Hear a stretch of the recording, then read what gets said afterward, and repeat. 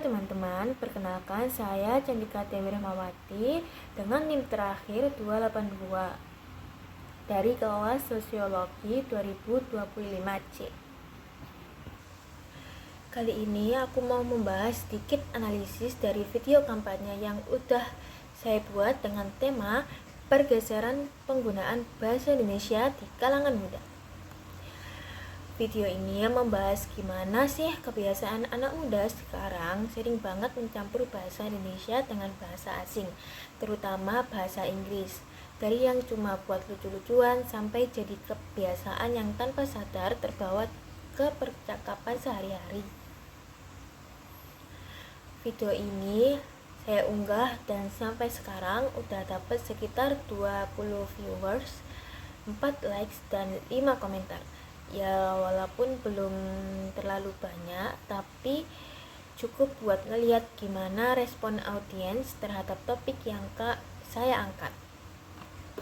Tujuan utama dari video ini juga itu untuk meningkatkan kesadaran generasi muda supaya lebih menghargai bahasa Indonesia tanpa harus menolak bahasa asing. Saya ingin ngasih pesan bahwa kita tetap bisa kelihatan keren tanpa harus ninggalin bahasa sendiri.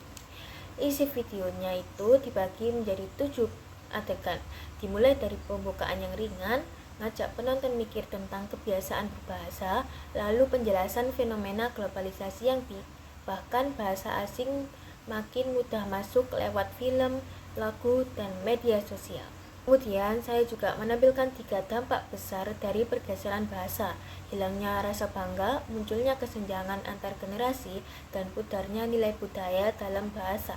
Bagian ini saya sampaikan dengan nada yang lebih serius biar pesannya itu benar-benar sampai ke penonton.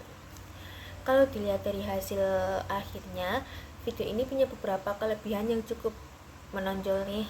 Kayak pertama, materinya relevan banget dengan kehidupan anak muda zaman sekarang. Contoh-contoh kalimat yang saya pakai juga familiar, jadi penonton itu bisa langsung relate. Kedua, gaya penyampaiannya juga natural, nggak kaku dan tetap edukatif. Dan yang paling kuat, penutup videonya meninggalkan pesan emosional lewat kalimat "Aku bangga berbahasa Indonesia. Kamu juga kan?" Yang sukses membuat pesan kampanye terasa personal.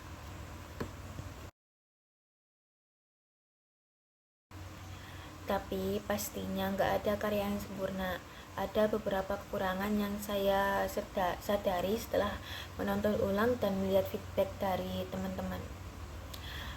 Pertama itu kayak pencahayaan masih kurang, jadi ekspresi saya itu kurang jelas. Terus kedua, transisi antar adegan masih terasa agak cepat sehingga bagian refleksi belum sempat bernapas. Ketiga, dari segi penyebaran videonya belum dipromosikan secara maksimal, jadi jumlah penontonnya masih terbatas. Tapi dari data komentar bisa dibilang respon penonton cukup positif karena dari 20 penonton saja ada 5 komentar dan 4 likes. Itu berarti audiens dan yang nonton memang benar-benar memperhatikan isi videonya. Dari 5 komentar yang masuk, 2 diantaranya sangat positif dan menunjukkan pemahaman terhadap isi video.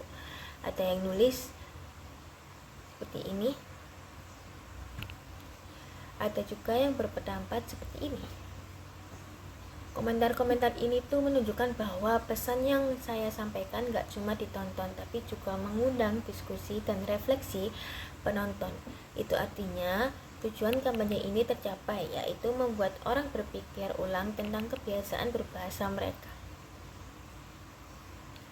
Lewat proses pembuatan video ini, saya belajar bahwa menyampaikan pesan sosial itu bukan cuma soal isi, tapi juga soal cara menyampaikan. Gaya bicara, ekspresi, bahkan pencahayaan punya pengaruh besar untuk menarik perhatian penonton. Saya juga sadar bahwa edukasi lewat media digital bisa efektif banget kalau dikemas dengan cara yang ringan, jujur, dan dekat dengan kehidupan sehari-hari. Dan secara keseluruhan, video kampanye ini bisa dibilang berhasil. menyampaikan pesan utama tentang pentingnya menjaga kebanggaan terhadap bahasa Indonesia. Meski jumlah penontonnya belum banyak, tapi kualitas interaksi dari penonton menunjukkan bahwa saya diterima dengan baik. Kedepannya saya ingin lebih mengembangkan aspek visual, memperbanyak promosi di media sosial, dan bikin versi singkat untuk platform seperti TikTok atau Reels biar jangkauannya itu makin luas. Sekian dari saya, terima kasih dan sampai jumpa.